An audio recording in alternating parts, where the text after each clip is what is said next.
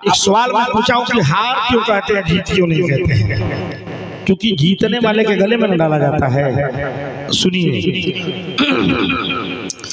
अल्लामा मुश्ताक अहमद निजामी ने अपनी किताब में लिखा है, उसका नाम हार इसलिए है वो फूल जो गुलाब का होता है, बेली का हुआ करता है, चमेली का हुआ करता है, और ये फूल को जब जब जब जब, जब उसको हार बनाने के पहले वो कहाँ होता है? अपने बागीचे में, गुलशन में वो खिला होता है, अपनों में होता है, तो उसको माली सींचता है, पानी दिया करता है, और वहाँ पे फूलों का बाग कहा जाता है। लेकिन जब उसको तोड़ दिया जाता है और तोड़ने के बाद से उसको एक माले में पिरोया जाता है, अब वो हार बन जाता है। ये फूल गवाही दे रहा है, आज यारो मैं किसी के गले की जीनत बन रहा हूँ।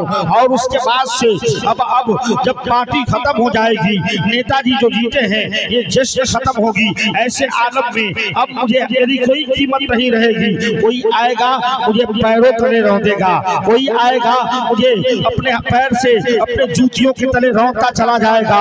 फूल ये गवाही दे रहा है, जब तक मैं अपनों में था मैं खिल रहा था। फूल ये गवाही दे रहा है, जब तक मैं अपनों में था दमक रहा था। फूल ये गवाही दे रहा है, जब तक मैं मिल्लत के साथ था मुझ पे कलिया खिल रही थी, बुलबुल की चहक सुन रहे थे, मुझे पानी सींच रहा था। लेकिन जब अपने से अलग हुआ तो मेरा नाम जीत नहीं रखा गया, मेरा नाम हार रखा गया। मैं ये कहना चाहता हूँ, जब आप अपनों में रहेंगे, मिल के रहेंगे, मिल्लत कायम रहेगी, एक वकार बनता हुआ नजर आएगा, आप कामयाब रहेंगे। और जब अपने से अलग होंगे हम काटे जाएंगे, हम मारे जाएंगे, हम बर्बाद कर दिए जाएंगे, यहाँ तक कि हम सफे हस्ती से मिटा देंगे।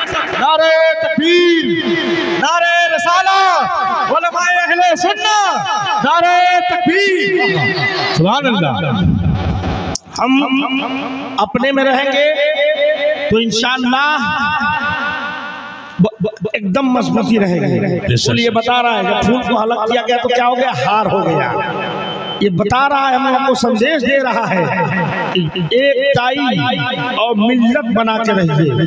कोई ग्रुप नहीं है, न कोई अंसार कबीला है, न कोई हवारी कबीला है, यहाँ पे न कोई खान कबीला है, न कोई यहाँ पे दुनिया कबीला है। कोई यहाँ पे किसी को बरतर नहीं है, कोई आला नहीं है।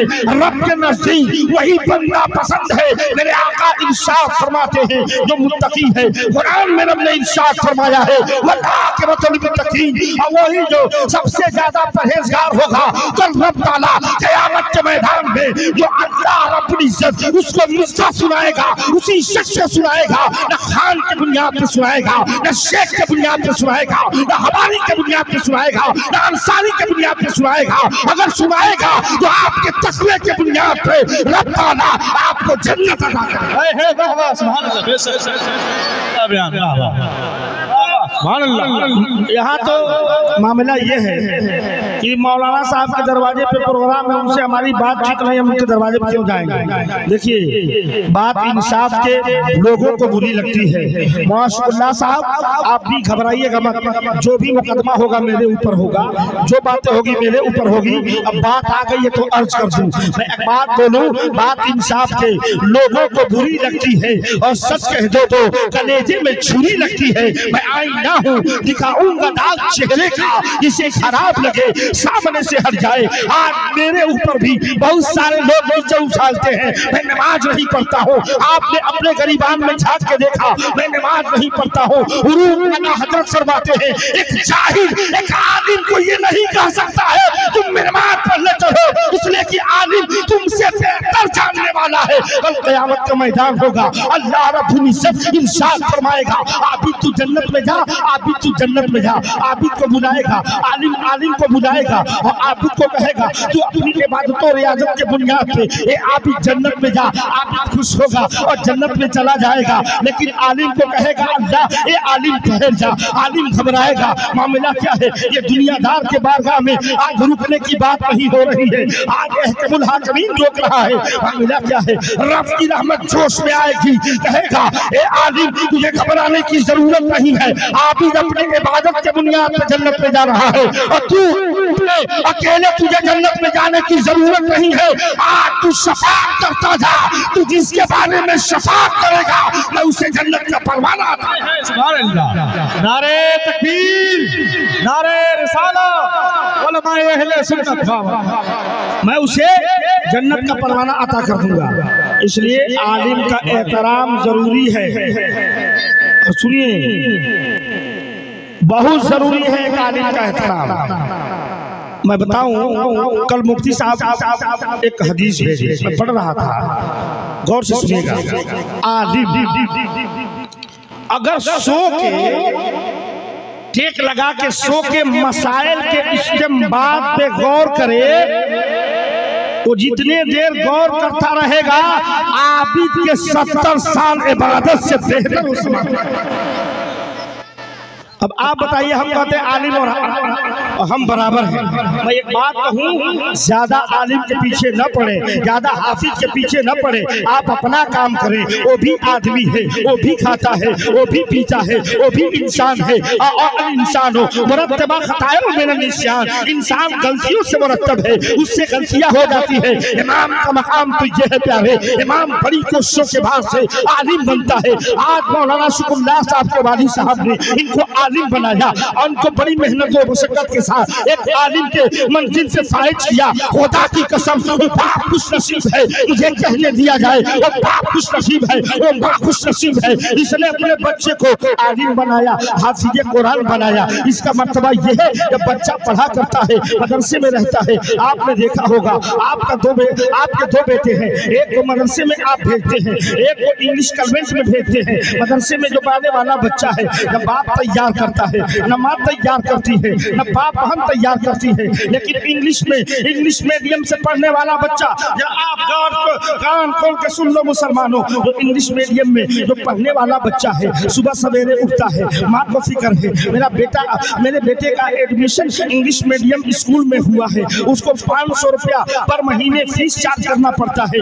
300 रुपया या 500 रुपया स्कूल का बस का स्कूल के भाड़ा देना, बस का भाड़ा देना पड़ता है। ऐसे आलम में जब माँ उठती है, उसको फिक्र है, मेरा बच्चा स्कूल जाने वाला है, माँ तैयार करती है, उसको काजल लगाती है, सुरमा लगाती है, उसके बाल को गाती है, स्कूली ड्रेस पहनाती है, और उसके बाद से उसके पीठ पे किताबों का बस्ता लाद देती है, उसे लेके जाती है। स्कूल की बस जहाँ आती है, बच्चे को छोड़ा जाता है। लेकिन मदरसे में पढ़ने वाला जो बच्चा है, ना बाप को फिक्र है, मेरा बच्चा जाने वाला है, ना माँ को फिक्र है, बच्चा जाने वाला है। माँ बेचती है, बच्चा जूटता है, अपनी जरूरत से फारिग होता है, और अपनी जरूरत से फारिग होकर के वो नबी के पाक के मदरसे में जाने के लिए तैयार होता है। रब के कलाम को, कलामुल्लाह को अपने सीने में लगाता है, अपने सीने से कुरान लगाता है, और आगे जैसे ही निकलता है, पूछिए मुफ्ती साहब से, ये हम लोगों में सबसे बड़े हैं, पूछिए मौलाना मेहरदीन साहब से, पूछिए हाजी अफसर साहब से, पूछिए मौलाना शुक्रुल्लाह साहब से, या दिगर उलमा से, इनसे पूछिए मेरे आका की कोई हदीस सिखा दे कि मदरसे में जाने वाला बच्चा, इसके बारे में नबी ने फरमाया हो, वो घर से बाहर कदम निकालता है, फरिश्ते उसके लिए कदम उसके लिए पर बिछाया करते हैं। लेकिन मदरसे में जैसे ही जाने वाला बच्चा अब जब अपने कदम को घर से बाहर निकालता है, मैं कहता हूँ, ए मदरसे में जाने वाला बच्चा, तेरा भाई जूता पहन के जा रहा है, जाने दो। तेरा भाई कपड़े पहन के जा रहा है, जाने दो। तेरा भाई सुर्खा लगा के जा रहा है, जाने दो। तेरा भाई बेहतरीन लिबास पहन के जा रहा है, जाने दो। तेरा भाई अगर बस में जा रहा है, जाने दो। तुम अपने किस्मत पे अपने नामा, अरे जब तुम मदरसे के लिए अपने कदम को बाहर निकालते हो, रब के फरिश्ते कहते हैं, ए आने वाला, तू पैदल ना चल के आ, बल्कि मेरे नारे तकबीर, नारे रिसालत, उलमाए अहले सुन्नत, उलमाए अहले सुन्नत, नारे तकबीर। बहुत खूबसूरत, वाह वाह, सुभान अल्लाह, सुभान अल्लाह। मेरे पैरों पे चल के आओ। ये मदरसे में पढ़ने वाले बच्चों का हाल है। ये बच्चे जो अपने वहाँ मुफ्ती साहब का भी आपने सोचा, हर आदमी, मेरे गांव का भी या आपके गांव का, चूंकि मैं टोलाबाई बात कर रहा हूँ, चूंकि एक ही गांव है पिपरा के टाइम का, टोला खुशी। मैं एक बात बोलूँ, अब जान लीजिए, कि हर आदमी कभी ये सोचते हैं, आप देखिए मुफ्ती साहब इतना जंगल में बच्चों को लेकर पढ़ाते हैं, इनकी हालत देख लीजिए। हम लोग बेहतरीन घर में सोते हैं, ये छोटे छोटे बच्चे, खुदा की कसम मैंने इस बंदे को देखा है। मैं हमारे गांव में, हमारी भी उम्र इतनी हो गई, मैंने पहली बार देखा जब आदमी छुट्टी पे जा रहा है तो ये कहता है कभी कि हाफिज मेरा साहब आप नमाज पढ़ा दीजिए।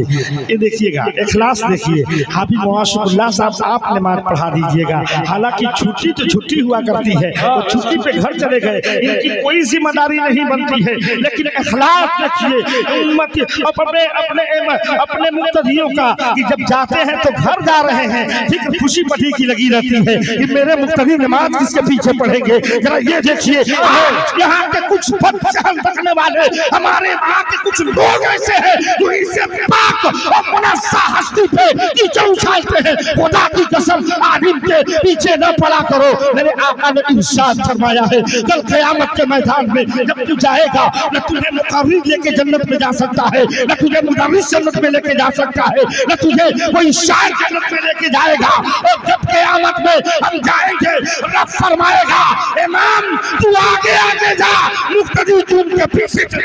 सुभान अल्लाह।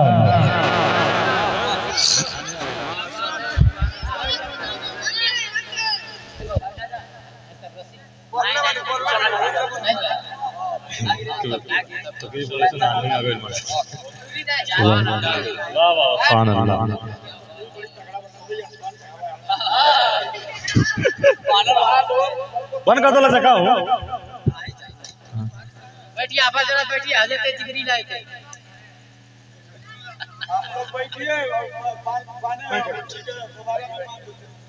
इंशाल्लाह थोड़ा देर रुक जाइए। थोड़ा हवा आई बैठ जाइए। अरे ये कहिए हम वो कौम हैं, हम उस नबी का कलमा पढ़ते हैं कि झोंकों से टूट जाए वो पढ़ते नहीं हैं। हम वादी से कह दो ओ जरा औकात में रहे, झोंकों से टूट जाए वो पढ़ते नहीं हैं। हम आधी से कह दो ओ जरा औकात में रहे।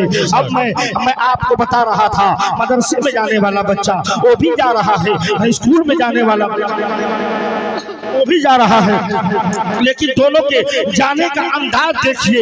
एक किताबें गौर से सुनो प्यारे, एक किताबें पीठ पे लाद के लेके जा रहा है और दूसरा कुरान को सीने से लगा के जा रहा है। वो दोनों ये सबक दे रहे हैं। एक ये जहन दे रहा है जो तू इल्म हासिल कर रहा है वो कल पीठ पे लादा जाएगा, और जो इल्म मैं हासिल कर रहा हूँ उसे सीने से लगाया जाएगा। जो इल्म तू हासिल कर रहा है उसे पीठ पे लादा जाएगा, और जो इल्म मैं हासिल कर रहा हूँ उसे सीने से लगाया जाएगा। जान लीजिए बेशक एक आलिम की तनख्वाह 6,000 7,000 मोर देन 8,000 ओनली, लेकिन मैं बताऊँ दुनिया के किसी रिसर्च में ये नहीं बताएंगे। मैंने देखा बड़े बड़े अमीरों को अल्लाह ने गरीब बना दिया और बड़े बड़े गरीबों को अल्लाह ने अमीर बना दिया। मेरा अल्लाह तो इस बात पे कादिर मुतलक है कि कोई ऐसा शजर पैदा कर दे जिस शजर से सिर्फ गरीब को खाना नसीब हो, अमीर न खाए। ये अल्लाह इस बात पे कादिर मुतलक है। लेकिन मैं आपको बताना चाहता हूँ एक रिसर्च के मुताबिक मैंने देखा इंजीनियर को अल्लाह ने बर्बाद कर दिया, डॉक्टर को अल्लाह ने गरीब बना दिया, बेकस बना दिया, बड़े बड़े अमीरों को अल्लाह ने सफे हस्ती से मिटा दिया। वो भूखे मर गए, काहतशाली के शिकार बन गए। लेकिन तारीख के किसी औराक में हिस्ट्री में ये नहीं देखा गया है कि कोई आलिम या हाफिज जो नबी के दीन की खिदमत करता हो वो भूखे मरे। कोई आलिम भूखा नहीं मरेगा, कोई आलिम भूखा नहीं मर सकता है। और अल्हम्दुलिल्लाह डेली वो गोश्त और बढ़िया बढ़िया खाना खाता है और खिलाते हैं आप ही लोग, सुन लीजिए, और खिलाते हैं आप ही लोग। तो मैं ये कह रहा हूँ घबराए मत इंशाअल्लाह। इतना घबरा गए हैं आप, सुनिए तकरीर सुनिए। अरे मैं कहा कि आप बारिश से न घबराए, तकरीर सुनिए। मैं ये बता रहा था आलिम और हाफिज का मकाम क्या होता है।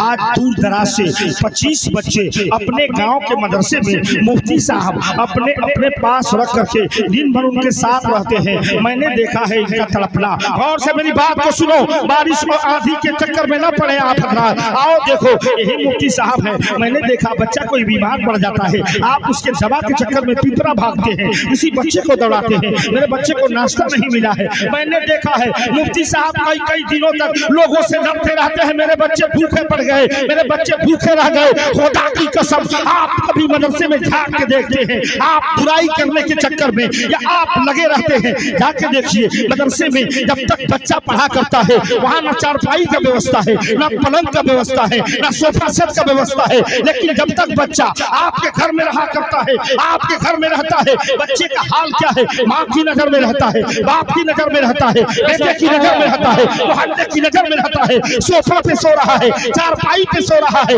लेकिन जैसे ही आप अपने बच्चे को मुफ्ती साहब की बिला के पास लेके आते हैं और कहते हैं हुजूर मेरा बच्चा हाफिज़ कुरान बनना चाहता है, मेरा बेटा आलिम दीन बनना चाहता है, हजरत ने शरीयत के भट्टी में डालना शुरू किया है और डाल के उसको सींचते हैं, उसको सींचते हैं, उसको सींचते हैं। हजरात देखिए, आपने नर्सरी देखा होगा, नर्सरी में जब हम जाते हैं पौधे की जरूरत पड़ती है और पौधा लेके आते हैं, वो नर्सरी का कौन सा पौधा होता है? छोटा सा पौधा होता है। आप उस पौधे को सीधा करने के लिए अपने खेत में लगाते हैं, वो पौधे को सीधा करने के लिए आप देखिए लकड़ी का डंडा लगाते हैं और लकड़ी का डंडा लगा के पौधा सीधा हो जाए, ये आपकी कोशिश रहती है। लेकिन वही नर्सरी वाला बच्चा जब मुफ्ती इरफान साहब की बारगाह में जाता है, अब उसको आप लकड़ी का डंडा नहीं लगाते हैं सीधा करने के लिए, जब उसको संवारना शुरू करते हैं, उसको निखारना शुरू करते हैं, न लकड़ी का डंडे का इस्तेमाल करते हैं, न लोहे के डंडे का इस्तेमाल करते हैं, बल्कि इस्तेमाल करते हैं तो शरीयत के डंडे का इस्तेमाल करते हैं और जब शरीयत के भट्टी में डालते हैं। आपका बच्चा चोरा था, आपका बच्चा किसी लायक नहीं था, लेकिन हुजूर की बारगाह में ऐसे ही तरबियत पढ़ता है और पाता है, परवान चढ़ता जाता है। और जब उस मदरसे से निकलता है, आपकी जुबान कहती है ये बेटा यतीम का बेटा पढ़ रहा है, यतीम खाने में पढ़ रहा है, ये मुफलिस है, ये बेकस है, ये बेबस है। लेकिन खुदा की कसम, जब बच्चों को मुफ्ती साहब निकालते हैं और दस्तार लपेटी जाती है, आप ही की जुबान बदल जाती है, आप ही कहते हो ये हाफिज़ कुरान जा रहा है, ये आलिम दीन जा रहा है, ये कौम का इमाम जा रहा है, ये मुफ्तियाने किराम जा रहा है। वाह वाह, सुभान अल्लाह, बहुत खूब। हज़रात ज़बान बदल जाती है। मैं कहा था कि जब हम अपने बच्चे को अपने घर में रखते हैं तो उसको बाप की नज़र में सोफे पे सोता है, गर्म पानी पीता है, ठंडे पानी का व्यवस्था है, हर चीज़ का इंतज़ाम रहता है। लेकिन देखो जैसे ही वो घर में रहता है, बाप सुबह कहता है बेटा चलो तुझे मैं स्टेशन तक छोड़ के आता हूँ। गौर से सुनिएगा, स्टेशन मदरसा बच्चे जाने के लिए तैयारी करता है। आप देखिए एक बेटे को आलिम दीन जरूर बनाए, हाफिज़ कुरान जरूर बनाए, इसलिए कि मैं आगे इंशाअल्लाह इसको बताऊंगा। बाप तैयारी करता है, बेटे को स्टेशन छोड़ता है, वो बच्चा मदरसे में पहुंच रहा है। आपने देखा सर्दी के महीना होता है, जब बच्चा जब तक घर रहता है, गर्म पानी का इंतजाम है, बेहतरीन किस्म की रजाई का इंतजाम है, सोफा सीट पे सोता है, पलंग पे सोता है। लेकिन मदरसे में कभी आप जाके देखते हैं मदरसे में पढ़ने वाला बच्चा या मदरसे में पढ़ाने वाला उस्ताद किस तरह से रहा करता है, इतनी तकलीफ झेलता है, इतनी परेशानियां झेलता है। और जब बच्चे न वहाँ पलंग का इंतजाम है, न चारपाई का इंतजाम है, न खटिए का इंतजाम है, बच्चे फर्श पे जमीन पे सोते हैं। लेकिन खुदा की कसम बच्चा आपके घर भी सो रहा था, जब तक आपके घर था, माँ की नजर में था, जब तक आपके घर में था, बहन की नजर में था, जब तक आपके घर में था, भाई की नजर में था। लेकिन वही बच्चा जब मदरसे में पहुंचा है, अब वो उस्ताद की नजर में है। लेकिन आओ देखो अल्लाह फर्क कितना है, जब तक बच्चा आपके घर था उसे बीमारी हो जाया कर रही थी, कभी सर्दी लग रही थी, कभी खांसी हो जाती थी। लेकिन मदरसे में जब बच्चा पढ़ता है न उससे बीमारी ज्यादा होती है न खांसी होती है। सर्दी के महीने में वो जमीन पे सोता है। इसमें तो फर्क क्या है, इसमें फर्क क्या है, बच्चा जब तक घर में रहता है बाप की नजर में रहता है, लेकिन मदरसे में जब पहुंचता है वो रसूल पाक की नजर में रहता है। ये मेरे आका का करम है कि मदरसे के बच्चे भी सुभान अल्लाह, सुभान अल्लाह। वाह वाह, नारे तकबीर, नारे रिसालत, उलमाए अहले सुन्नत, उलमाए अहले सुन्नत। वाह वाह, सुभान अल्लाह। मैं कहूँगा 300 दे दीजिए, मामला खत्म हो जाएगा। हाँ, जब बैटरी डाउन हो रही है अस्सलाम वालेकुम चाचा, बड़ी लेट से पहुंचे हैं। मैं आपसे बात करूँ निसार चाचा, समझ रहे हैं? आप सबसे जिम्मेदार आदमी हैं यहाँ के, और आप समझ ही रहे हैं कि मैं किस लिए इशारा कर रहा हूँ। आप समझ रहे हैं? तवज्जो चाहता हूँ। एक आदमी बार बार तवज्जो मांग रहा था और लोग उसको तवज्जो नहीं दे रहे थे। तो तवज्जो का मतलब आप समझते हैं, जलसे में जब कोई शायर तवज्जो मांगता है तो ज़्यादा मामला उनका तवज्जो का नहीं होता, ज़्यादा मामला उनके। अब आप बेहतर समझते हैं, इसलिए मैं कहूँगा कि आप आइए। अच्छा ये बताइए कि आपकी टोपी कहाँ है? आज भी तो टोपी लगा लें, प्रोग्राम इतना मेहनत से कराया है, उसके बाद से टोपी भी नहीं लगाया है। मौसा एक शेर पढ़ना चाहता हूँ कि एहसास के 16 थी, जज्बात पे आ गए। पहले ये लोग 100 देते थे, अब 50 पे आ गए। तो ये मैं कहूँगा कि ये चलिए ठीक है, टोपी लगाया कीजिए इंशाअल्लाह, फिर नंगे सर न चला करें। मैं आपको ये बताऊं कि ये अल्लाह का बहुत बड़ा करम है कि आप भी अपने बच्चे को इस लायक बनाएं, इस लायक बनाएं कि मैं ये नहीं कहता हूं कि सारे जितने बच्चे हैं उन्हीं बच्चों को आप आलिम दीन बना दें या हाफिज़ कुरान बनाएं, लेकिन कम से कम इतनी तालीम बच्चों को दें कि वो अपना फातिहा खुद से पढ़ सके, अपने बाप का जनाजा खुद पढ़ा सके। इसलिए कि मेरे आका इरशाद फरमाते हैं, इल्म दीन सीखना हर मुसलमान मर्द औरत पे फर्ज है। अब आप जरा सोचो कि कल मैदान क़यामत में हम जाएंगे और रब हमसे पूछ बैठेगा कि बता तो दुनिया में नबी का इल्म सीखा कि नहीं सीखा, इल्म सीखा तो क्या सीखा? हम क्या जवाब देंगे? क्या तुम्हारे मेरे नबी की हदीस तुझ तक पहुंची कि नहीं पहुंची? लेकिन देखो प्यारे, ये उलमा अंबिया के वारिस हैं, यही अपने नबी के हदीस को जब सहाबा ने पूछा था, या रसूल अल्लाह आप तो आखिरी नबी हैं, अब इसके बाद इसकी जिम्मेदारी है इस्लाम फैलाने की, तो मेरे आका इरशाद फरमाते हैं अब मेरे उम्मत के उलमा इस्लाम की तबलीग और नश्र इशाअत करेंगे। मैं आपको एक बात कहना चाहता हूँ, आप जब अपने बच्चे को हाफिज़ कुरान बनाते हैं या अपने बच्चे को आलिम दीन बनाते हैं, इनका बहुत मर्तबा है, इनका इतना मर्तबा है कि आप आओ जब देखो, जब कोई बाप इरादा करता है खुदा की कसम से मैं अपने बच्चे को आलिम दीन बनाऊं या हाफिज़ कुरान बनाऊं, तो उसका मर्तबा क्या होता है आप जरा इससे सोचिए। आइए देखिए, एक शख्स मर रहा था और मरने के वक्त पहले अपने बीवी से कहा मैं बड़ा गुनहगार हूँ, मैं बड़ा स्याकार हूँ, लेकिन तुम्हारे पेट में जो बच्चा है अगर बेटा पैदा होगा तो उसको हाफिज़ कुरान बनाना है। और से सुनिएगा, अगर बेटी पैदा होगी तो उसको इज्जत के दामन की हवा देना, इस्लाम की तालीम देना। वो आदमी कह के मर गया, अब उस दिन का जमाना गुजरा, उसके बीवी उसके बीवी को वजह हमल हुआ, यानी जब बच्चा बेटा पैदा हुआ, अब वो बच्चा 5 साल का होता है धीरे धीरे, और 5 साल के बाद से उसकी बीवी ने इरादा किया कि चलो मेरे शौहर ने मुझे नसीहत की है कि मैं अपने बच्चे को हाफिज़ कुरान बनाऊं, लिहाजा उसने अपने बच्चे को तैयार किया, और तैयार करने के बाद से वो उस्ताद के पास अपने गांव के मदरसे में लेके गई, उस्ताद के हवाले किया कि हजरत आज मेरे बच्चे की अलहम फातिहा सूरह फातिहा पढ़वाइए,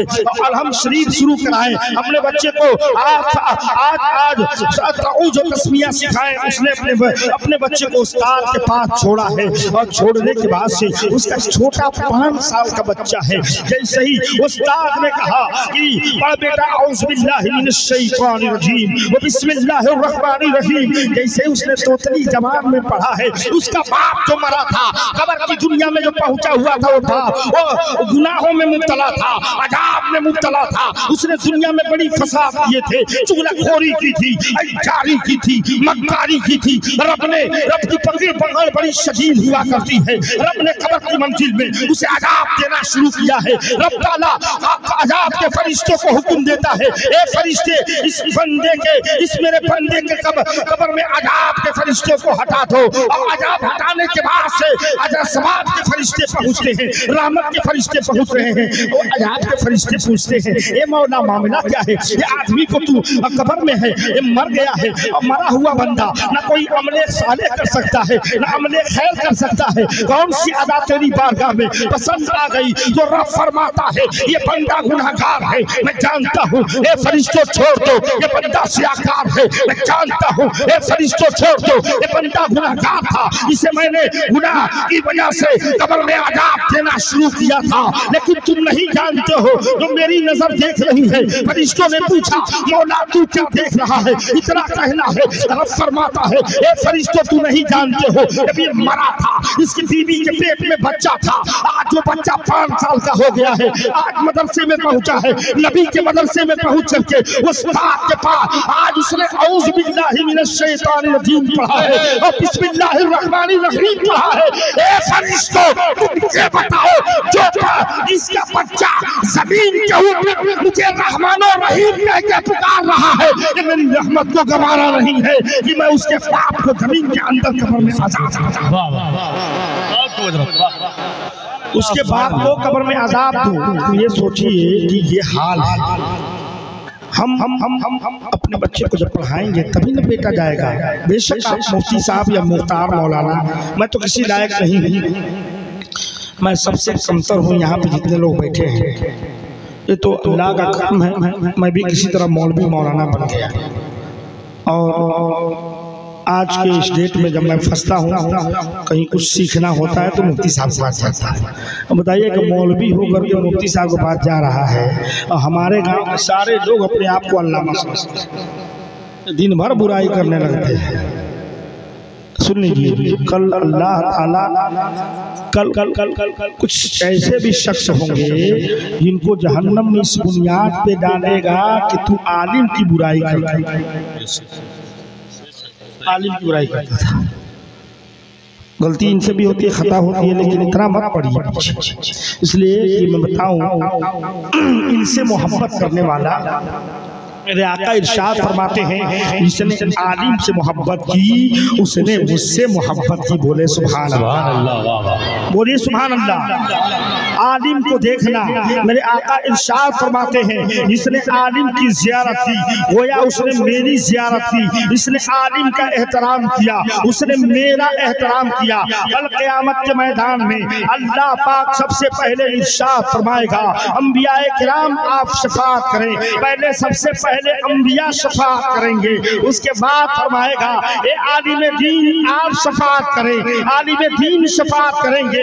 तीसरे नंबर पे शहीद शफाअत करेंगे। अब मैं आपको पूछना चाहता हूँ, शहीद का मर्तबा इतना बड़ा है, शहीद को रब ताला ने तीसरे नंबर पे डाल रखा है, तीसरे नंबर पे शहीद शफाअत करेंगे। यहाँ आलिम को शहीद पे अल्लाह ने मुकद्दम इसलिए किया हुआ है, ये आलिम जो होता है वो अंबिया का वारिस हुआ करता है, और शहीद जो हुआ करते हैं वो इस्लाम की बका के लिए लड़ते लड़ते एक सिपाही के हैसियत से अपने जान की कुर्बानी देते हैं। अब आप जरा बताओ, जो अंबिया का वारिस है, जो अंबिया, जो नबी आलिम की तौहीन करेगा वो या उसने नबी की तौहीन की है। जो आलिम को तकलीफ दिया है उसने नबी को तकलीफ दी है, जिसने आलिम की बुराई की है उसने नबी की बुराई की है। और जो नबी की बुराई करता है, खुदा की कसम, न वो दुनिया में कामयाब रहेगा, न कब्र में कामयाब रहेगा, न कल महशर में मर के जाएगा तो अल्लाह उससे राजी नहीं।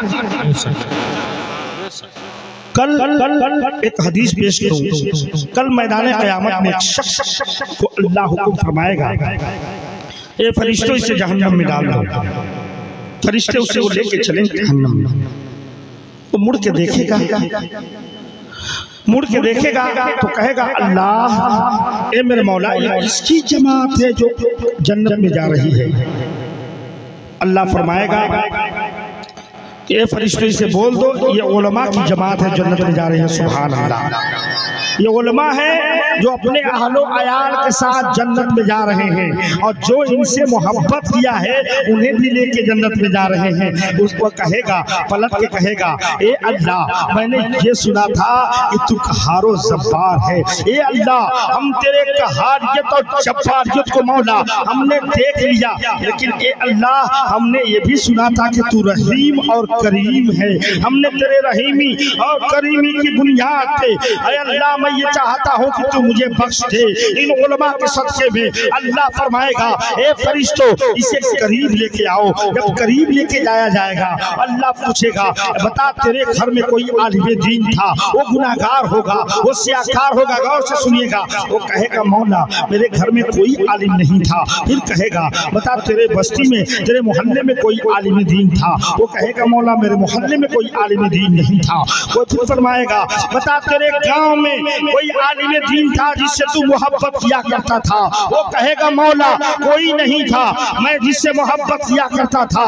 लेकिन जब अल्लाह फरमाएगा ए फरिश्तों इसे लेके जाओ जहन्नम में डाल दो, बंदा पलटेगा और पलट के अर्ज करेगा मौला एक मेरा दोस्त था, उसका दोस्त आलिम दीन था। अब खुदा की रहमत को देखो, जब जो खुदा एक दुनिया में अगर कोई सबसे बड़ी शय है जो आपसे असल मोहब्बत करती है उस शय का नाम माँ है। और माँ आपको बताओ बेलौस अपने बच्चे से मोहब्बत किया करती है, लेकिन वो खुदा जो अपने एक माँ सबसे ज्यादा सच्ची मोहब्बत करती है उससे 70 गुना ज्यादा अल्लाह अपने बंदों से मोहब्बत किया करता है। अल्लाह की रहमत जोश में आएगी, अल्लाह फरमाएगा ए फरिश्तों लेके जाओ, मैं उस आलिम के सदके में मैंने इसे जन्नत अता कर दी।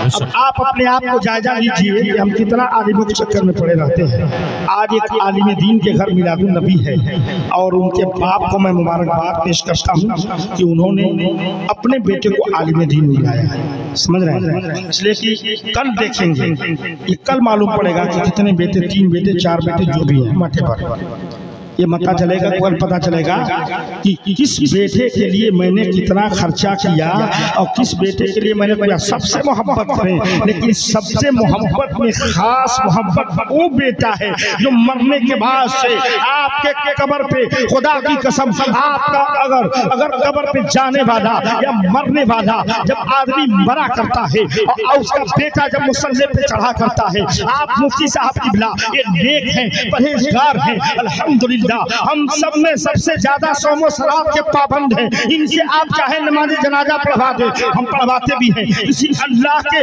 वली से पढ़वा दे, हम पढ़वाते भी हैं। लेकिन उससे ज्यादा अगर कोई मोहब्बत करने वाला अगर कोई शख्स है तो वो मोहब्बत करने वाला है जो उसका बेटा है। जब उसका बेटा मसल्ले पे चढ़ता है और जनाजे की नमाज को पढ़ाता है और रब की बारगाह में दुआ करता है, तो मरा हुआ आदमी जो है और बेटे में एक अजीब सी मोहब्बत रहती है।